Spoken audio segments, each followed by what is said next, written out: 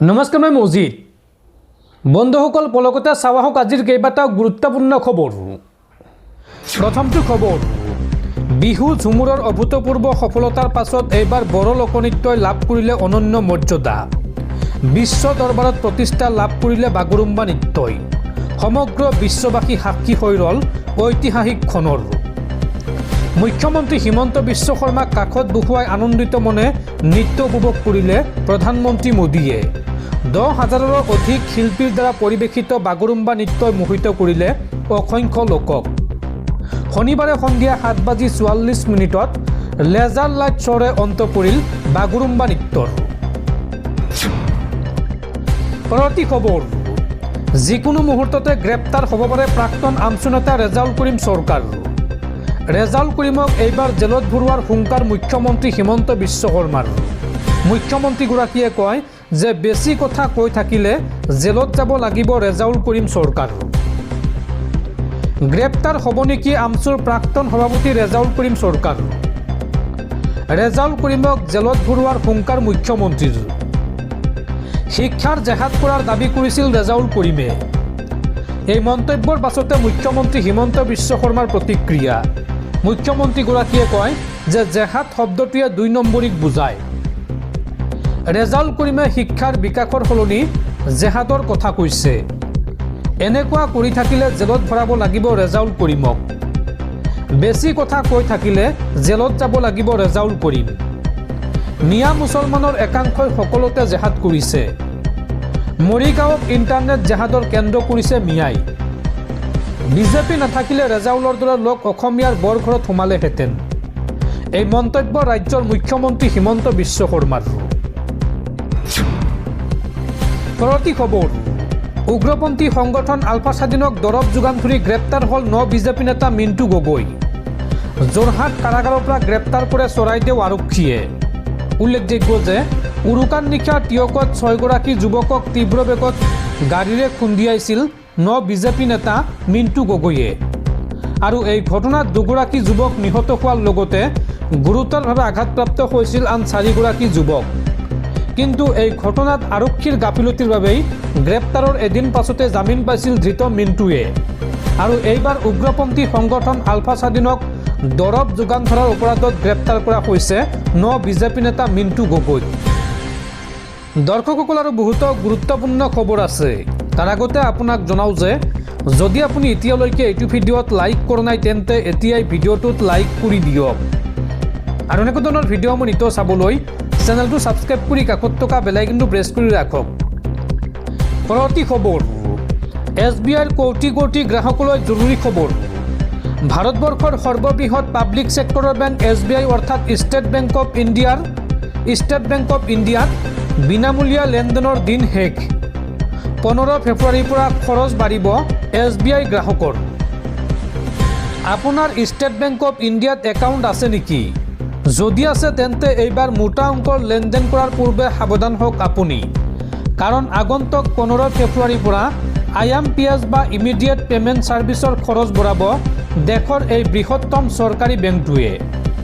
ইমান দিনে net banking বা য়োনো এপৰ মাধ্যমেৰে বৃহৎ অংকৰ লেনদেনৰ যি সুবিধা বিনামূলীয়াকৈ পাইছিল, এইবাৰ সেইসমূহ সুবিধা পাবলৈ দিব লাগিব ধন। বেংকৰ সূত্ৰৰ খবৰ অনুসৰি য়োনো এপ বা ইণ্টাৰনেট বেংকিঙৰ মাধ্যমেৰে 25,000 টকাতকৈ বেছি লেনদেন কৰিলেই দিব লাগিব ছাৰ্ভিচ চাৰ্জ। অৱশ্য স্বস্তিৰ খবৰ এয়াই যে 25,000 টকাৰ তলৰ লেনদেনত এই ধন লেনদেন কৰিলে দিব নালাগে কোনো চাৰ্জ। 25,000ৰ পৰা 1 লাখ টকা পৰ্যন্ত লেনদেনত 2 টকাৰ লগতে GST যোগ হ'ব। ইমান পৰিমাণৰ টকা আপোনালোকে ছাৰ্ভিচ চাৰ্জ হিচাপে দিব লাগিব। আৰু 1 লাখ টকাৰ পৰা 2 লাখ টকাৰ ক্ষেত্ৰত এই চাৰ্জ হ'ব 6 টকা প্লাছ GST।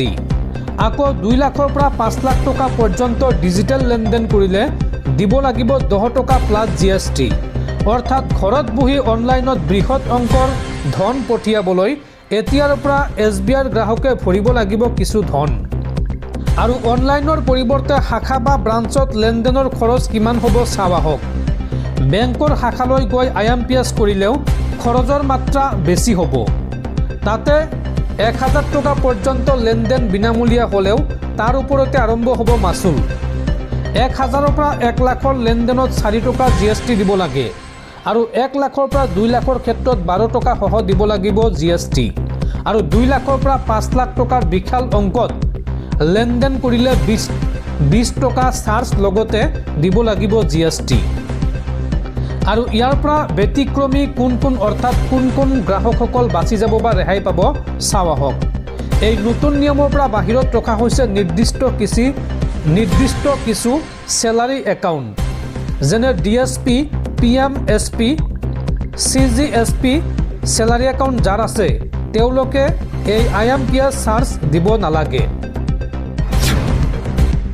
পৰৱৰ্তী খবৰ, দুদিনীয়া ভ্ৰমণসূচীৰে অসমত উপস্থিত হৈছে দেশৰ প্ৰধানমন্ত্ৰী নৰেন্দ্ৰ মোদী আৰু প্ৰধানমন্ত্ৰী মোদীক এইবাৰ অসমলৈ স্বাগতম জনাইছে APCCৰ সভাপতি গৌৰৱ গগৈয়ে।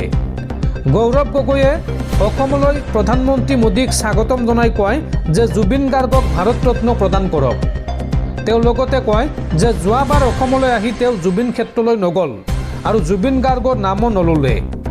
এইবাৰ প্ৰধানমন্ত্ৰী মোদীয়ে জুবিন ক্ষেত্ৰলৈ যাওক আৰু জুবিন গাৰ্গক ভাৰত ৰত্ন প্ৰদান কৰা হ'ব বুলি অসমত থাকিয়েই ঘোষণা কৰক।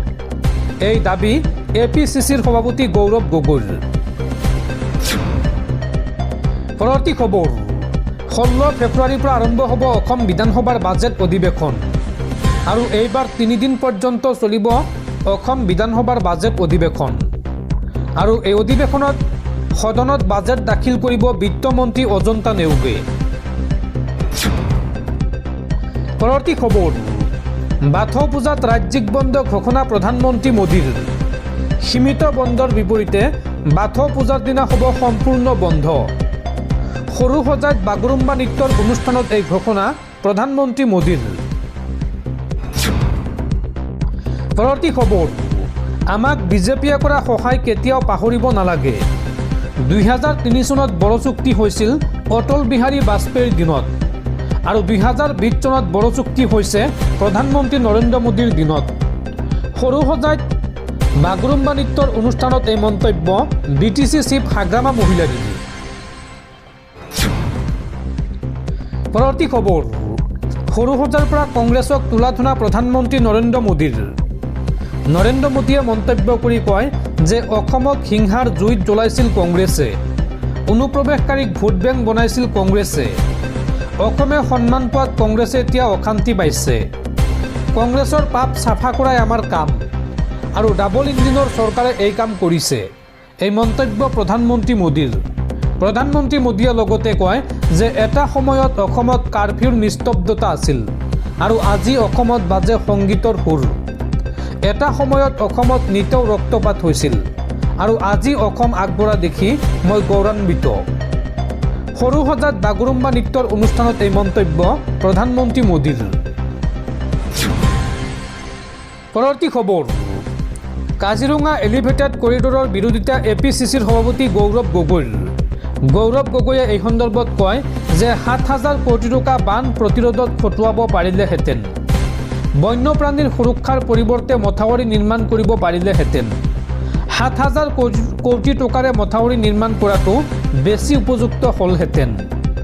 কাজিৰঙা এলিভেটেড কৰিডৰে জীৱকুলৰ ওপৰত পেলাব পৰা প্ৰভাৱক লৈ সন্দেহ প্ৰকাশ APCCৰ সভাপতি গৌৰৱ গগৈৰ।